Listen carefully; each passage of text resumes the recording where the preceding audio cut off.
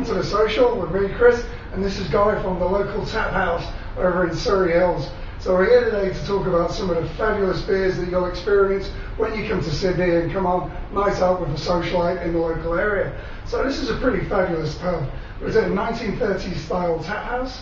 Yeah, well basically it's the pub's actually been around for 140 years, so when we saw it, we just, spoke to us. It's got beautiful old bones, so we felt that it deserved something that was a little bit more vintage and something a little bit more traditional, as opposed to all these flash sort of stainless steel and polished style hotels. Something with a bit of character. Yeah. So it spoke to us the old bones of the building, and what you see is basically the end of the vision, which is basically a lot of timber, a lot of warmth, a lot of bits and pieces, something to make you feel comfortable and at home, and a great place to drink beer. I feel comfortable and at home straight away. I mean, you've got a fabulously large collection of beers on tap and in the bottle, and it's just a real rustic feel to it. It's like a proper good drinking venue. Indeed, yeah. Like you said, 20 different beers on tap. We've got one of the things, the reason we call the tap house is because we very much focus on tap beer. We've got we go through about 220 different beers on tap every year. We rotate them regularly, so the idea is that every single time you come here, there'll be something new on tap that you've never tried before. We do showcases of either a brewery or a style. We've got festivals that we do, and we basically are doing beer in a way that's not really been done in Australia before. Very much a focus on tap beer. Having said that, we do have a pretty significant bottle beer list in the fridge. We've got something like 70 or 80 beers in the bottle. That's pretty good. And some cracking beers as well.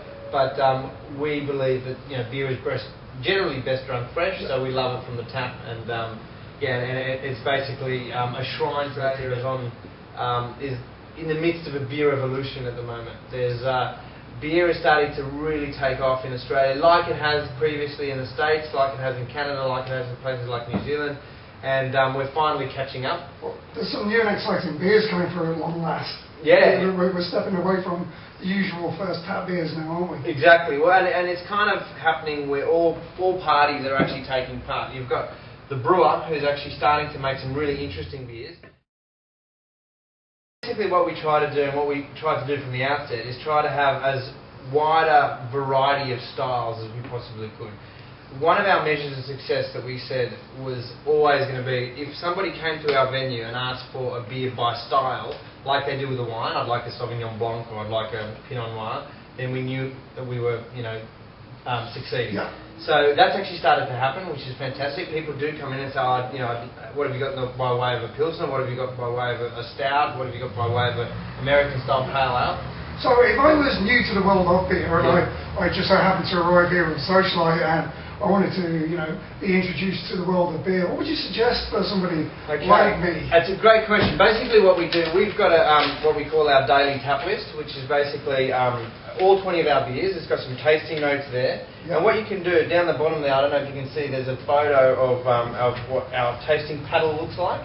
Oh, yes. Basically what the tasting paddle allows you to do is sample 5 different beers, and generally speaking what we would recommend, what we get our staff to recommend, is something from less challenging to the most challenging, so that you're progressing in your tasting event. So an assault of the senses. Exactly right. Well, it is like anything else. You do use all your senses. You use sense of smell, sense of taste, sense of even looking at it, etc. But the idea is that the least challenging is what you start with, and you move to the most challenging. So you might start with a lager, like a pale lager. You might move on to a wheat beer or a wit beer or something like that. Then you might start to get into the pale ales, whether it's an English style pale ale or an American style pale ale, which have a little bit more of the passion fruit kind of characters, and some more of those what we call New World hop flavours. So hops from places like New Zealand and America versus the old world hops. And then we might move on finally to things like either an India Pale Ale or a Stout or even a barley wine or something like that. Depends on how adventurous you are. I mean, for an absolute beginner, you're not going to take them to heavy-duty stouts and to big barley wines. But for somebody who's feeling quite adventurous, you might actually take them through the whole spectrum of beers. So how many different beers can I choose from for the ski? 5, which costs you $15. Yep. And then if you want to make your way through the entire cup list, you could basically have 4 of those and you've tasted everything. That sounds like a challenge, I will say, guys. That really does. You look like you're up to it, Chris. My kind of challenge, I'm sure I can adapt myself to that one. Now, is there a beer that you've not been able to change, or one that you've kept just due to popularity? Is there anything that comes around and people just have to have? Yeah, look, there's a few beers that when they come around they just sell out straight away, because a lot of the beers from Feral Brewery in Western Australia, they've got a phenomenal reputation, and when they come on tap they sell out very quickly. But you know, then you've got some other beers which are just phenomenal beers. There's a brewery called Brewdog in Scotland, and we recently had a showcase of theirs, and they've got this one. They've got a whole bunch of crazy beers. They're like a punk brewery in Scotland.